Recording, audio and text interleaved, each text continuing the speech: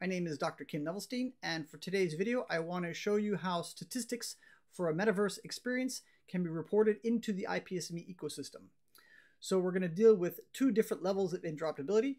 The first level is where the experience is neutral to interoperability, that the experience doesn't make any effort to be interoperable. In this scenario, the community can build translators to report statistics on behalf of an experience.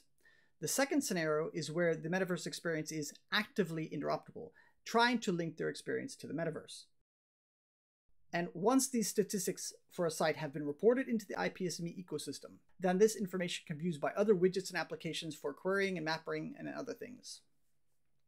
So to illustrate this, I've built a map to report protocols for various experiences. In no way is this map the only map possible, and in fact, it's open source, and I encourage anyone to create a better map. So I'll put a link for that description in the description below. The IPSME describes a microservice architecture, so we're going to need some components from the store of stores in order to get this to work. The first thing I'm going to install is the universal user interface component. When the install is done, then you can see that the universal user interface component has appeared up here in the menu bar. And the only thing we can do right now is push a message to the IPSME ecosystem. But what this component does do is it also answers calls of other components that want to add themselves to this menu. So the second component that I'm going to install is the protocol map itself, called the Subverse-map app here. Now, be aware that the map install is really big due to the Electron framework, and there's no feedback yet during installation except for maybe the spinning dial up here. But we're just going to have to be very patient. Once installed, then you can see that now the universal user interface has an additional tab here, which allows me to pull up the protocol map.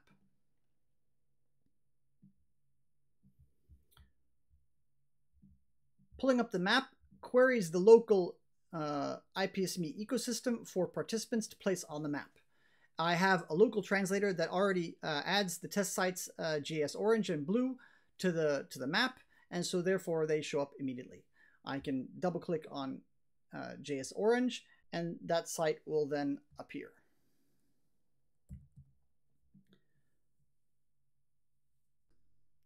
Second Life is neutral to interoperability, meaning that I have not collaborated with Second Life. I've built a translator that allows for warping to Second Life through IPSME, like in my previous video.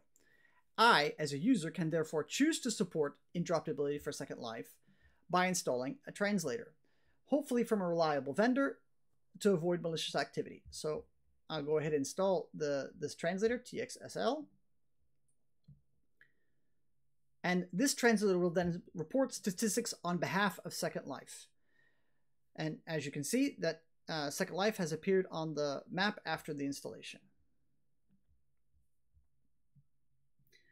But we don't really want to have to require a local translator for every site in the metaverse. So the local IPSME ecosystem can query a discovery service or multiple services to find sites and set up connections using a reflector. This means if an owner of an experience is actively interoperable, they want to link their site to the metaverse, they can provide their own remote translation. They register themselves with the discovery service, and then they respond to queries in part. So I have, since I've collaborated with Decentraland, then Decentraland is for all intents and purposes actively interoperable. I can go to a Google Cloud instance here, and I can start a remote instance called DSL Discovered. The first thing it does here is you can see that it registers itself with the discovery service, and then it starts answering queries. And so you can see that Decentraland also pops up on the map. Note that I am spoofing for Decentraland right now because this participant is not behind the Decentraland domain, but in the future, verification checks will prohibit this type of spoofing. Now the map is a collection of both local and remote metaverse translations.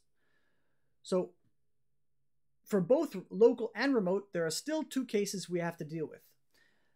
if a metaverse experience does not have an existing API, the translator responds on behalf of the experience. If the metaverse experience does have an API, then the translator is a mask. It queries the API, translates the results, and responds to the query. So my Decentraland translator could be a mask where I query Decentraland and report that data back into the IPSME ecosystem. So that's all I have for you today. If you're interested in reporting statistics for a metaverse experience, building a map or similar, I will provide a link for the documentation in the description below. Thank you for watching.